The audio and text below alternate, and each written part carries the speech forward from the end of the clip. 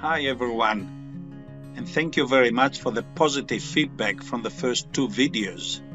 Today I want to look at a painting by Vincent van Gogh, The Sower with Setting Sun after Millet. He painted this in June 1888.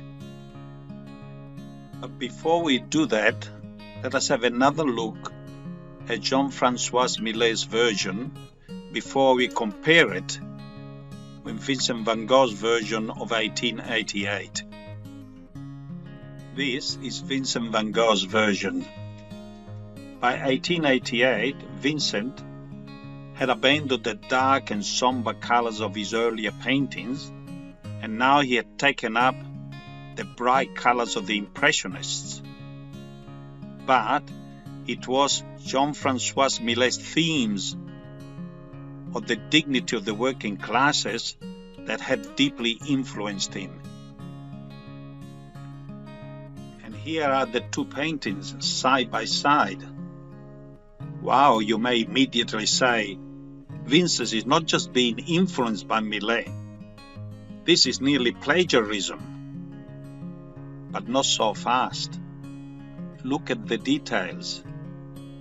What are the differences in the two paintings?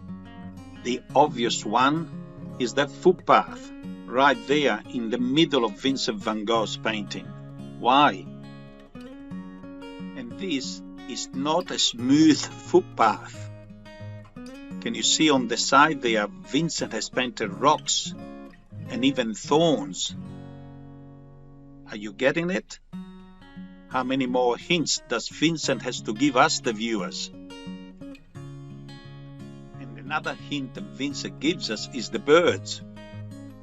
In Millet's painting, he has a huge flock of birds flying in the sky. In Vincent's painting, the birds have landed just behind the farmer. Why? What are they doing?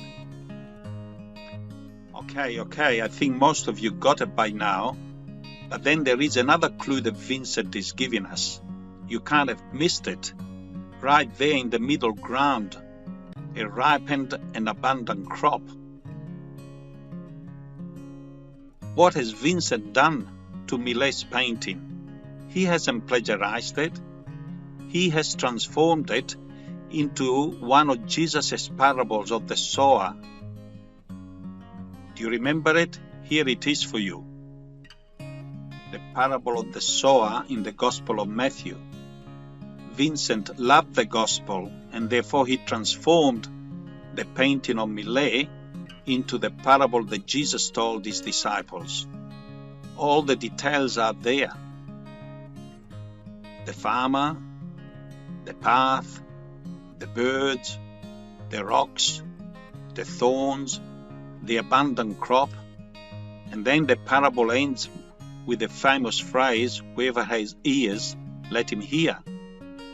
And Vincent will say to us, whoever has eyes, let him see what I have been doing.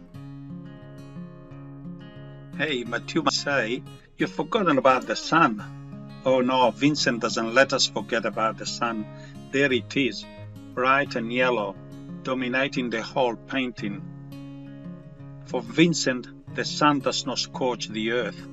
On the contrary, the sun has chased all the clouds away. The sun gives warmth to all creatures. The sun makes the seed grow. For Vincent, the sun represents the creative, sustaining, and life-giving power of God. In his earlier life, Vincent had become a minister and a preacher in a small Dutch village. It didn't work out. But when he left, he told his brother, from now on, I will not preach from a pulpit any longer, but I will preach with my paintings. And this is the message that Vincent is giving each one of us. The seed of the Word of God bears fruit, becomes living and active through our actions. What kind of actions? When our actions are life-giving to our brothers and sisters. And a few months later, Vincent revisited the theme of the sower, and here's the result. But this is for next week. Bye now.